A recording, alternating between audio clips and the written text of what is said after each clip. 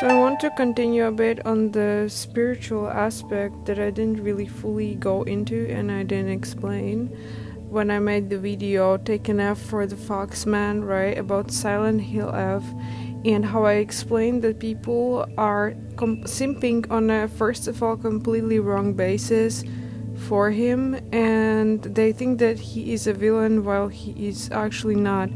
Also, in the original description, there is the portrayal of him as his actions seem antagonistic, aka it's not that he is an antagonist fully, it's just that his actions seem antagonistic. It's with a twist, and it shows that gray area, the misty area that you have to mysterious area that you have to go through to understand it yourself, where he actually stands and what he portrays. And I would go even further on and say that he's basically F as in fate, as in Forte, and as it's like he's the destined husband of Hinako. Because based on the portrayal, mythological portrayal of the story, as already explained in the first video, she is one of those that are rarely born with the divine blood, so she is inclined to embark onto the marriage with the Kitsune, aka the become the own version of Shinto shrines Kitsune there, the goddess like spirit, and to embark into this fox marriage, which would save the village further on, restore the balance of things there. As we know, historically there have been big disputes in the village around this topic in the village, and this is one of the biggest parts why I actually think that her, whether waiting for a bit and then marrying him or immediately ending up on the fox marriage are the best endings for her, and for her being through and through spiritually, aka soulfully, and physically as well, because there's this dormant energy in her. Another thing about spiritual aspect that I wanted to mention about that's extremely controversial, and I love it, right? I love to talk about these controversial things anyways.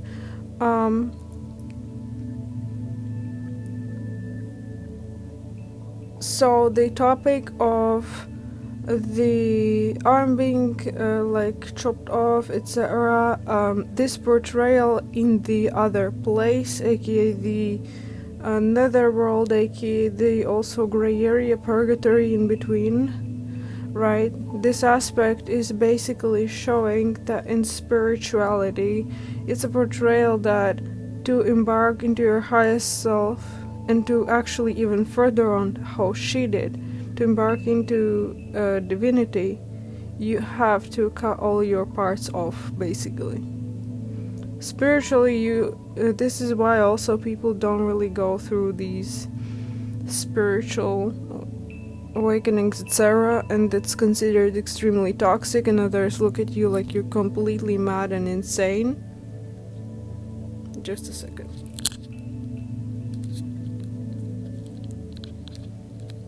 Is because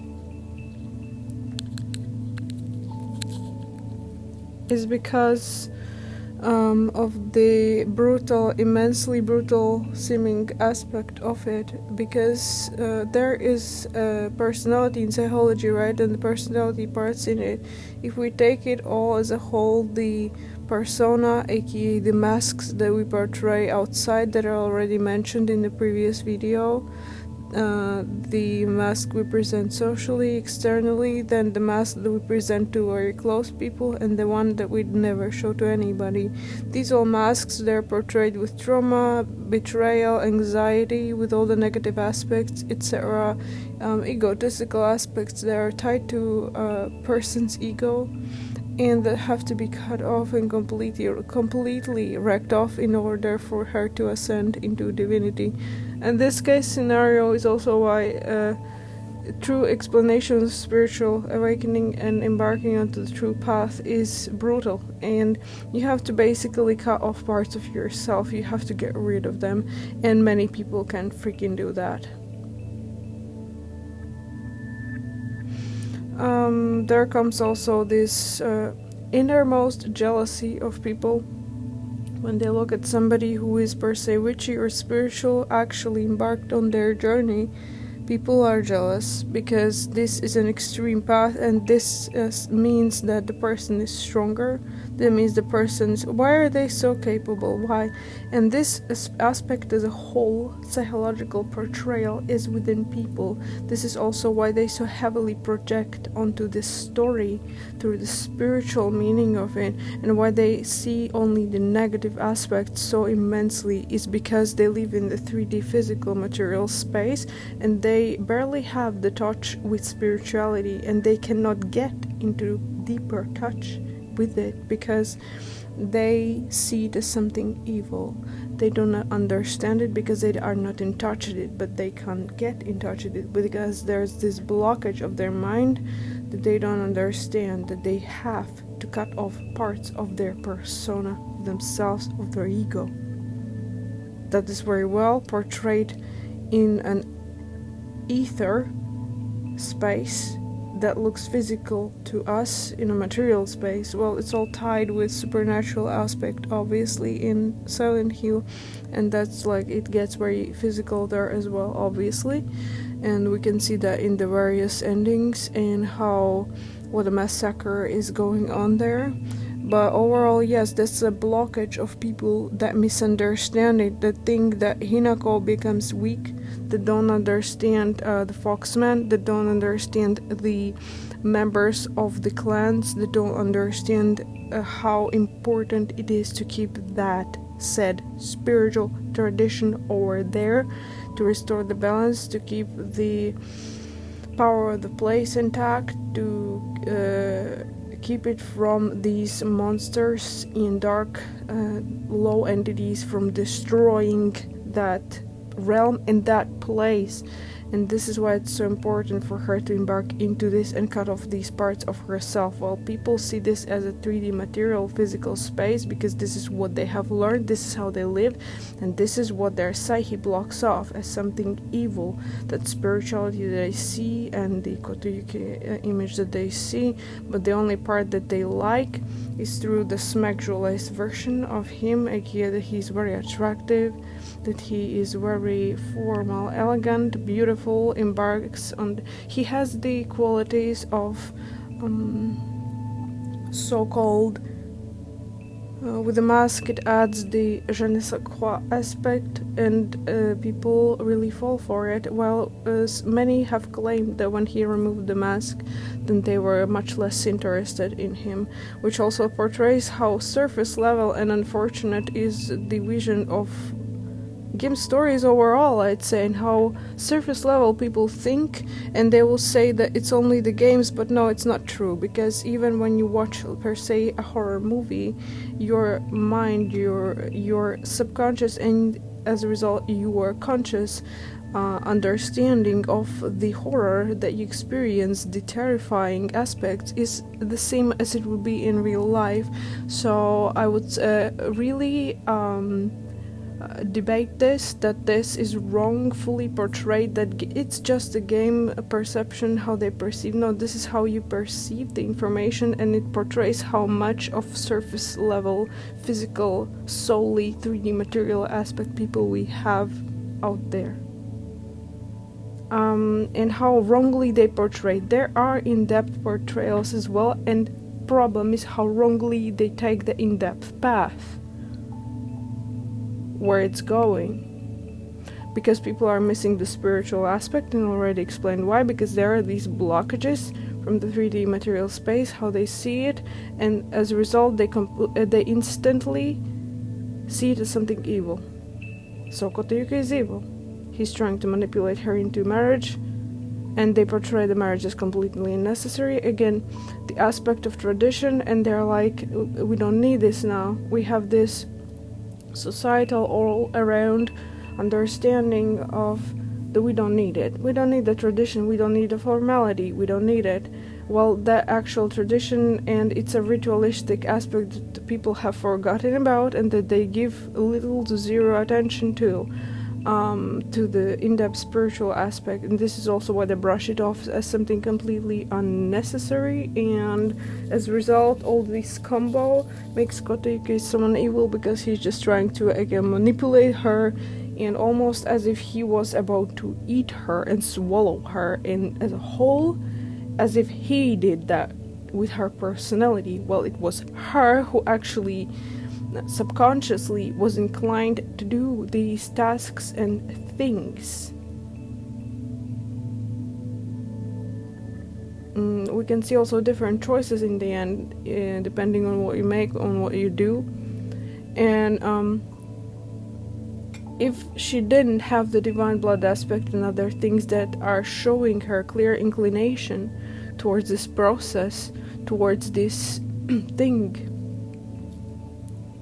as something that is faithfully inclined for her spiritually, then we could say that yes, the clan and the Kotayuki is probably evil, based on this aspect. But he is clearly not, same as also in the beginning when she saved him. There's this aspect as a fox, right? There's this aspect that he, in the letter here, said, the letter or thoughts, anyways, he said that, thank you for saving me, in return I will save your soul from basically going, soul from decaying, like, you know. And that was the saving, because in one of the endings we clearly see that she drank all these pills and she went complete havoc, and it ended really badly for her psychologically and physically, as a result, and spiritually. So by Kotayuki embarking into her path and making this pact and saving her was the correct response per se, in order to save her from decaying in the situation and going in complete destruction of herself and those around her. That was one of the endings. And I do not know how you can actually portray such a character as an actual antagonist and someone evil. And this is quite disruptive vision of him as what he is portrayed as in the whole story. So that's that. In addition, about the masks and faces, one more thing. There was this aspect of people mentioning that the women have I already explained that they have like even more like heads and faces. They seem like they are like soon to after the ritual, you know, to the body. And I'm just trying to, like, you know, describe it in a way so it wouldn't get like demolished by YouTube and put lower in a field, because I'm so tired of it. But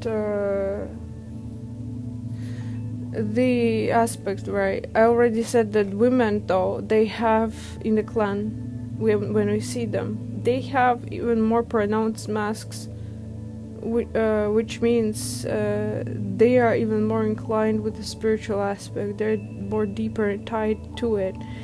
And another thing I want to portray, I forgot to say, is about the yin and yang aspect that I'm going to mention now. And the women with more so intact yin energy, more intuitive, more ephemeral, or more spiritual, also more manipulative in the darker versions, etc. The feminine aspect. And this is one of the explanations of the bigger mask on women. Another thing is that apparently, since he seems to be very one of the let's say longest staying in this clan, sister I believe was afterwards, so I believe that he could regrow, that's already like a hypothesis, but let's say if he could regrow his new face, his new identity, it's being regrown into something new from spiritual soulful aspect. And that same thing could happen to Hinako because she's made into a goddess, so she could regrow a new face, again, new aspect of her identity, after cutting all that the past off, embarking into ascension and then into new being. She could reframe and reform again into her new version, into her new identity, being as a whole, as a soulful being, right? So that's that. And about the yin and yang aspect that I wanted to mention, I forgot to mention this thing. That it's interesting that Hinako's right hand, it's the right hand that she cut off in order to have the fox hand arm to it. Arm, I mean. They attached the fox arm to it, and as a result, she became the ritual began, right? The ascension began. I mean, and it was the right hand, and so the right is aspect of the masculine, also the yang aspect. Yang is masculine, force, power, and it's interesting that there's the F as force is like forte, force, in that type of a shape and form as the letter as it is shown in the symbolism on the main display in the main picture of the game, the title of it, the F, it seems tied to it, interestingly, as a symbolic aspect. So that's another one. And it's her strength. So another point about Hinako is becoming weaker. She actually became stronger after this ritual. So where is the aspect of the marriage as decay and degrading oneself and becoming weaker? That I do not see there. So I think that is overall a wrong analysis of the game for those who said that. It's a mask in the end, as already said, laying on the ground that was stomped on of hers. That is her trauma. That's one of her personas. That's one of her masks that she had. The last one that was the most tied to her, that she doesn't show to anybody. The lowest, the most tied to subconscious type of a mask, with fears, trauma, betrayal, what she witnessed in the marriage, what she saw in the marriage of her parents, not herself. So she assumed that it's gonna be the same for her, and it's projection, a heavy one, therefore. And this is where her sister also, as I mentioned in the previous video, had to tell her to get rid of. You need to get rid of it. She knew the ritual, she knew the process of elimination per se, so she was informing her that she needs to do it fast because she's in the purgatory space of it. That's another interesting aspect of spirituality tied to ascension, how one has to purge these things of oneself, cleanse them, in order to ascend and go further on. Alright. But not as a human being, obviously. So that's that.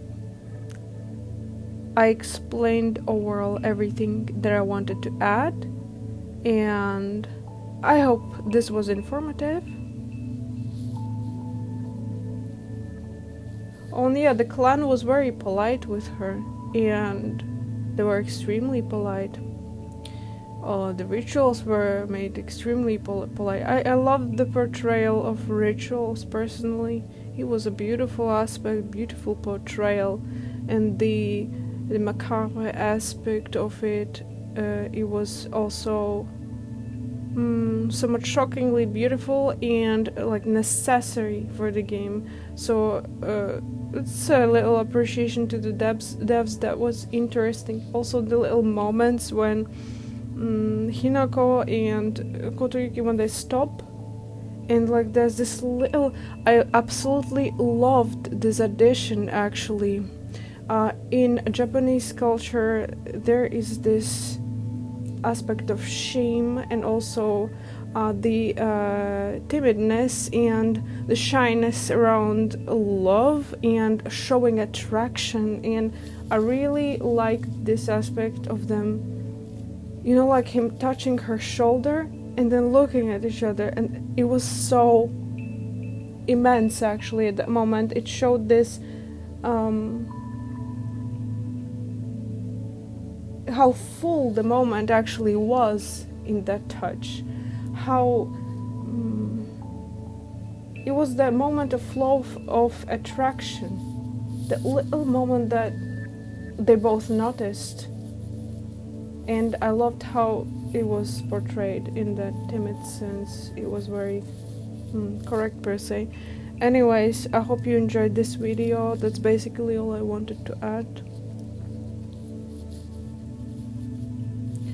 Yeah, and for some I'm going to add this again as a highlighter. Why she didn't become a monster but a goddess, because obviously there's literally this sun portrayal both at Kotoyuki and at her specifically, very much so when she became the new version of herself in Fox Wedding. The sun around her as this like nimbus like sun. This is the sun, this is like Amaterasu goddess, similar portrayal. It's like the highest ideal, highest sun, the heavenly aspect, so she did not become a monster. Anyways, that's all. Thank you for listening. Hope this was entertaining. Hope I explained everything I wanted right now. Alright, bye.